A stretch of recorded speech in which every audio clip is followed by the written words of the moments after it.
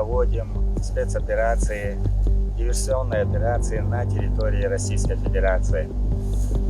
И мы будем проводить их, пока они не освободят полностью наши земли, полностью территорию независимого государства Чеченской Республики Ичкерия.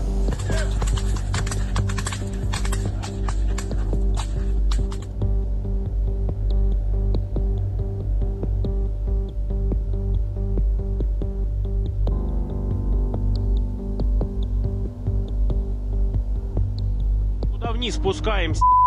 Прилет, машины горят.